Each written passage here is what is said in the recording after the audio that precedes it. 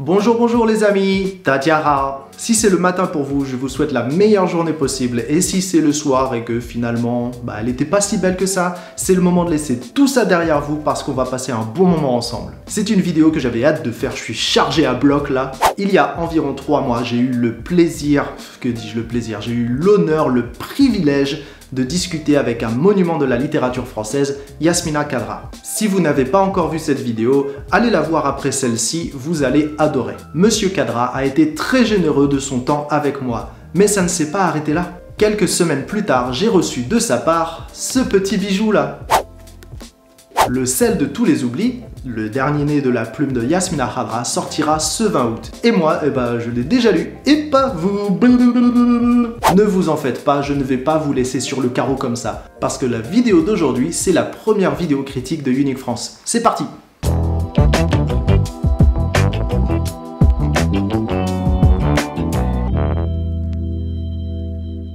Je tiens à préciser une chose tout de suite, je n'ai pas été sponsorisé pour faire cette vidéo. Elle va être extrêmement honnête et je serai intransigeant. On n'appelle pas ça une critique pour rien. Yasmina Khadra ou pas, si je n'aime pas un livre, je vous le dirai et je vous dirai pourquoi. Bon là c'est clairement pas le cas, j'ai dévoré et adoré ce livre du début à la fin.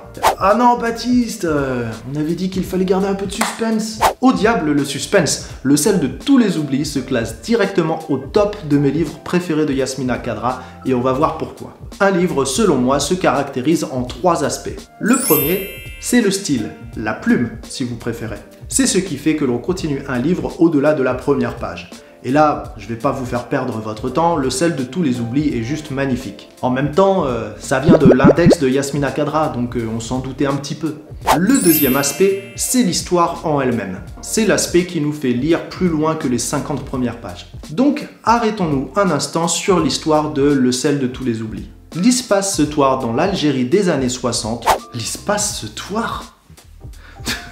L'histoire se passe dans l'Algérie des années 60 à l'aube de son indépendance. Nous y rencontrons Adem Naïd Kassem, un instituteur dont la femme vient de le quitter pour un autre homme et qui, pour faire face à l'absence et à l'incompréhension de cette situation, part pour un voyage sans destination ou attente particulière. Adem cherche l'éloignement avec ce qu'il croyait connaître de la vie, et chaque page est pleine de sa souffrance. Personnellement, je lis beaucoup de livres historiques, des histoires où les personnages frôlent la mort lors de batailles plutôt horribles et qui nous donnent une vive angoisse sur leurs chances de survie. Pour Adem, j'ai ressenti exactement cette angoisse, sauf qu'elle dure tout un livre. Et ce n'est pas tant l'intégrité physique du personnage qui nous inquiète, mais celle de son âme. Et cette angoisse va plus loin. Elle devient celle de tous les hommes. Les hommes avec un petit H.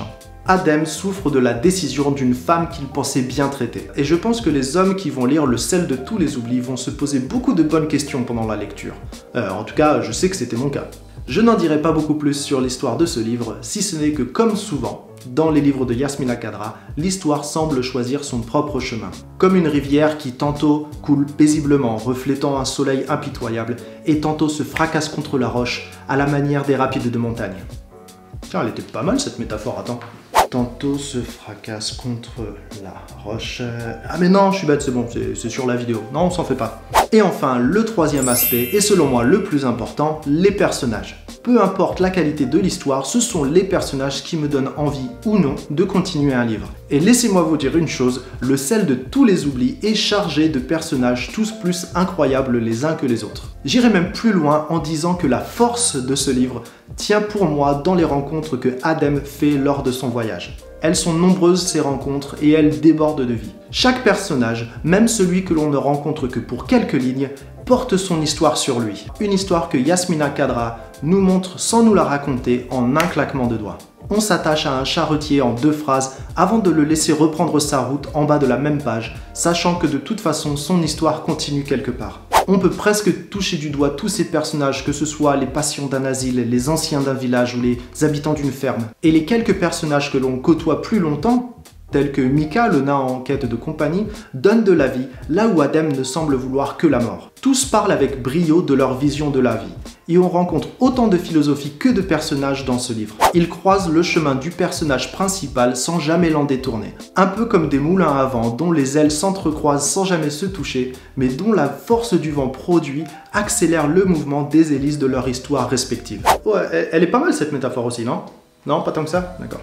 Bref, que ce soit pour le style, l'histoire ou les personnages, le sel de tous les oublis coche toutes les bonnes cases. En fait, il y a aussi un quatrième aspect, mais celui-là il est indescriptible puisqu'il ne se trouve pas dans le livre, mais dans la relation qu'entretient le livre avec le lecteur. Je garde cet aspect pour moi, mais je peux vous dire que le sel de tous les oublis m'a beaucoup apporté. Donc voilà, je vous conseille de lire ce livre dès que possible et de vous laisser emporter dans le voyage d'Adem Naïd Kassem. Et si vous en avez l'occasion, j'aimerais beaucoup entendre votre point de vue sur cette lecture, surtout de la part des lectrices. Merci mille fois à Yasmina Khadra pour ce magnifique présent et vivement le prochain. Et merci à vous d'avoir regardé cette vidéo. Je vous dis à très bientôt pour d'autres sur la culture et la langue française. Et en attendant, n'hésitez pas à nous suivre sur Bilibili, YouTube, Instagram ou encore Weibo. A plus!